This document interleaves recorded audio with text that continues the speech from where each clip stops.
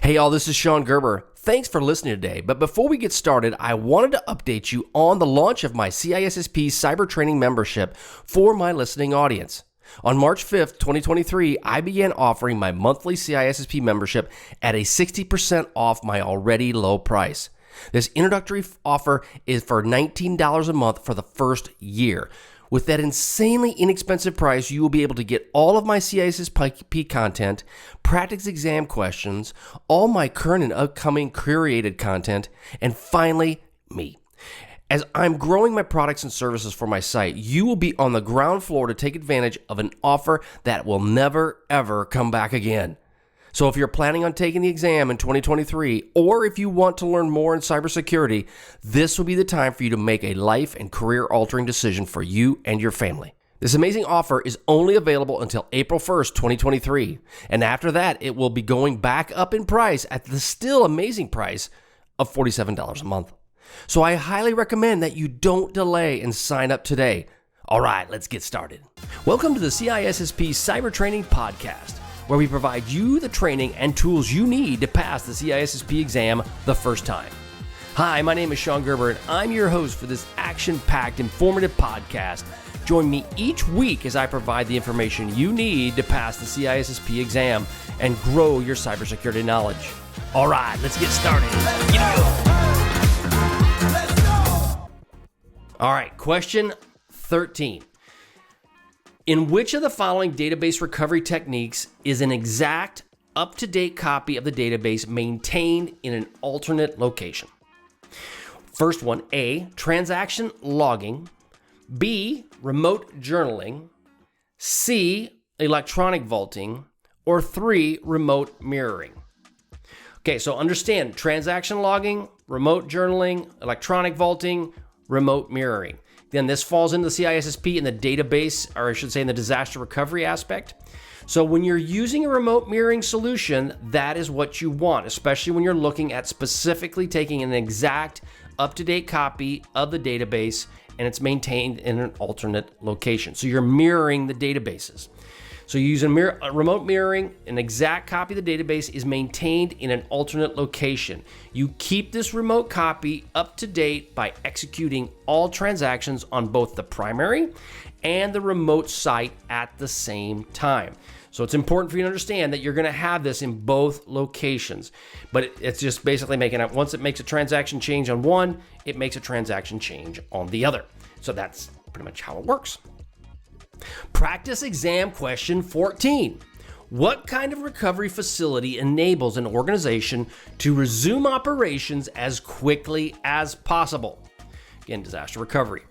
If not immediately upon failure of the primary facility.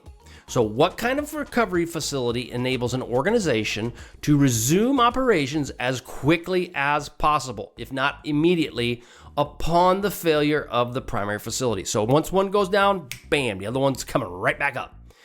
All right, so A, hot site. B, warm site. C, cold site. D, all of the above. All right, again, what kind of recovery facility enables an organization to resume operations as quickly as possible, if not immediately, upon failure of the primary facility? A is hot site, B is warm site, C is cold site, D is all the above. Obviously, when you're taking the test, all the above, it wouldn't be the case because you've got to pick one, right? Now, if it had a hybrid site, that could get you if there was a hybrid location. But the answer is a hot site. A hot site provides backup facilities maintained in a constant working order and are fully capable of taking over business operations once something bad happens. Warm sites consist of a pre-configured hardware and software that are designed to run the business, neither of which possess the vital business information, which basically means is that the information is not there, but it's ready to go, but you have to transmit the data into it to be able to operate. Cold sites are simply facilities designed with the power and environmental support systems, but no configured hardware, software, or services. So they're just basically a blank sheet. DR services can facilitate and implement any of these sites on behalf of a company. What that means is that you could have a DR type solution, third party, that can then spin these up for you if you need it. So you got to have to weigh that out. So again, as you're looking as a CISO, how do you handle this? And you have to decide how much money are you willing to spend and what are the expectations for your business required on having a backup facility ready to go. Amazon obviously has multiple data centers and they are hot sites. Most businesses, unless there's a regulatory requirement, do not have hot sites enabled just because the cost is so substantial. All right, question 15. Which of the following concerns is not suitable for quantitative measurement during the business impact assessment? Again, quantitative number. A, loss of the plant. B, damage to a vehicle. C, negative publicity. D, power outage. Okay, so which of the following concerns is not suitable for a quantitative measurement during the business impact assessment? A, loss of the plant. B, damage to a vehicle. C, negative publicity. D, power outage. So as you look at those, 3 of the 4 deal with numbers for the most part, right? The publicity one, that's squishy. So that probably is it. And guess what? It is. So negative publicity, it's very difficult to put a dollar figure on a business loss because of the negative publicity. Now, some very large brain person can figure that out. But in reality, it's very hard for most people to kind of come up with some level of cost associated with publicity that is bad. Therefore, this type of concern is better evaluated through qualitative analysis, right? So quantitative, qualitative. Those are the pieces that you kind of need to figure out. All right.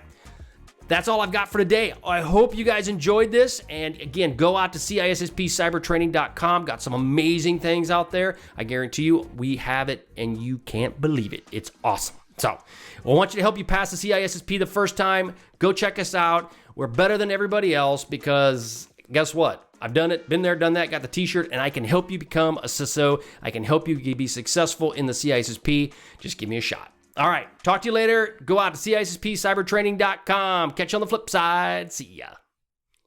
Thanks so much for joining me today on my podcast. If you like what you heard, please leave a review in iTunes, as I would greatly appreciate your feedback.